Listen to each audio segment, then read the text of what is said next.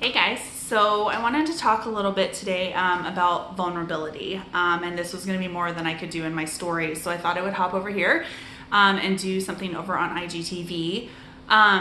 So what brought this up for me was the post that I shared this morning about my yoga practice. So some of you guys know that I am training to be a yoga teacher. I have been practicing yoga for off and on since about 2001 or so, and then I got really serious about it in 2012 and have remained super serious about it since then.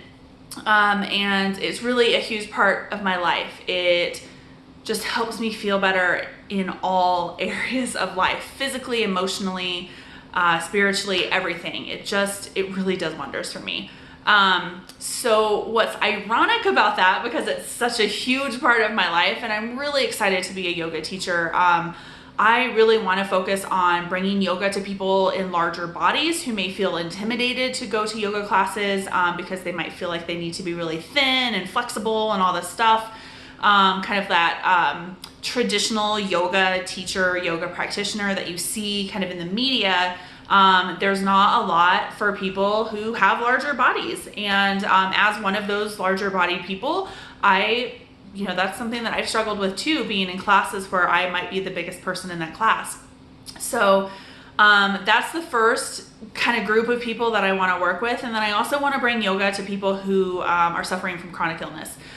So I have multiple chronic illnesses, and yoga is really one of the only forms of exercise that I can do. I have what is referred to as exercise intolerance. So doing anything more than some walking, occasionally some brisk walking, and maybe a tiny bit of weight, like body weight stuff, like a few push-ups or a few dips or something. Really, that's the extent of what I can do physically right now with where I'm at in my journey. So yoga is super awesome because it gives you some movement and some exercise and that mind-body connection. But very, very low impact. And a lot of people with chronic illness need these types of exercise in their life so that they can get the movement in every day, because movement is a really important part of being healthy. But they might not be able to do like a standard yoga class at their rec center or whatever. So those are kind of the two driving forces behind me wanting to even become a yoga teacher. And I have to say too, my mom is a yoga teacher. She's the one that introduced me to yoga. She started teaching yoga, I think, in 2000. And she's just amazing. So she is my source of inspiration for all this. But anyways, so that's just a little bit about my background with yoga. And I'll do more videos about yoga in the future. But this one is specifically related to the post that I shared over on my profile this morning. And so I almost didn't share that post. It was a really vulnerable post for me because when I was thinking about it, I was afraid that I was going to be judged. And so as I reflected on that, a lot of stuff came up. So essentially, long story short, this has been a really chaotic year. 2018 has been totally nuts, followed by 2017, which is a really emotional and stressful year for me as well, with the death of my brother early in the year. And then I also went through multiple professional training certification programs for my business and for health coaching. And so it was just a lot to take on in a year. And then, come January, we decided that we wanted to move this year. So we had to get our house ready to sell. And so there was a ton of work that went into that. A lot of emotion because we had lived in that place for 10 years. It was our first house together. And so there was just a lot of stuff, a lot of physical work, and also a lot of emotional stuff that went on. And then the house buying process was just completely crazy because Colorado is one of the most insane markets right now in the entire United States. And so finding a new house after we sold ours was challenging for sure. And so there was a ton of stress there. So they say that the most stressful events that happen in an adult's life typically are the death of a loved one, a career change, and a move. Those are typically the three really big things that impact our stress and our health. And I experienced all of those within the course of less than 18 months. And so I'm kind of at this point where I'm exhausted. There's a lot of restoration and replenishing that needs to go on. And what's interesting is that yoga should have been there. Well, it was there for me during all of this, but I have to tell you that I have not pulled my mat out in several months.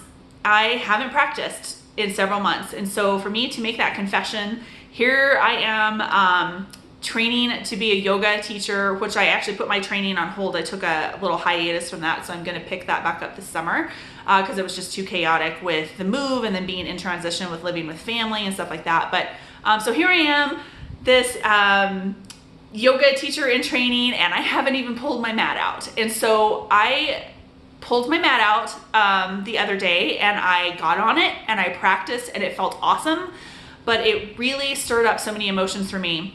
Not only to sit down and reflect on why I was resistant to yoga at a time when I really, really needed it in my life. I mean, there's really no better stress management tool, recentering tool than yoga, but for some reason I was pushing it away during this period of my life. So it really made me reflect on that. And then it also made me reflect on like this guilt and this shame that I had as an individual. So I'm supposed to, you know, I'm this yoga teacher in training, and I'm this this health coach, and I'm supposed to have my shit together, essentially, right? I'm supposed to be doing everything, leading by example and all of that. And so not practicing my yoga every day like I used to for so many years, it really brought up a lot of shame and emotion and guilt for me. And so I decided to challenge myself and post about it on Instagram this morning. And as I was writing it, I realized that because initially I went into it thinking I can't post this because I'm embarrassed, because people are going to judge me. And then as I was writing it, I realized that it wasn't so much a fear of being judged by you guys, my readers and my followers and friends, but it was all of this internal judgment that I was having on myself. All of this just, you're not good enough, you're not, you know, doing everything you should be doing, you need to do more and more and more, you're not perfect, blah, blah, blah. So all of this stuff was stirred up, and it was disguising, or it was being disguised by this fear that I had that people externally were going to judge me. And so what I realized was that the judgment was all coming here. You guys aren't going to judge me, at least I'm pretty sure most of you guys aren't, but that judgment was coming from inside. And so for me, that felt super profound. That's why I wanted to hop on here and do a video about it, because it really helped me realize that those moments where I might be afraid to post something or afraid to share something with a friend or a loved one, because I think they're going to judge me, that most likely, if I dig a little bit deeper, it's that I'm judging myself. And yeah, for me, that was super profound. So I wanted to share that with you guys this morning. If you want to read the post, you can hop over to my profile and check that out. But it really taught me the beauty of being vulnerable. And so this feels like a super vulnerable post for me to publish, and also a super vulnerable video for me to publish.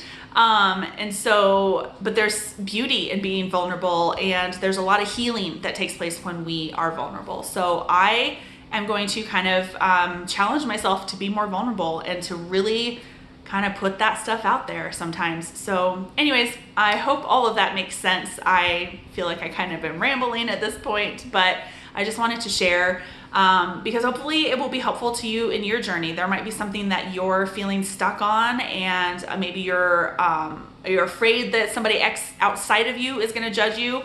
But maybe if you turn that around, it's actually you that's judging you, and it's not anybody else outside of you. So anyways, that's really all I wanted to say. So I am going to be doing a ton more of these videos. Again, I would love to know what would be super helpful for you in your healing journey, so that I can create stuff that will help you move forward towards your goals and towards living the life that you want to live.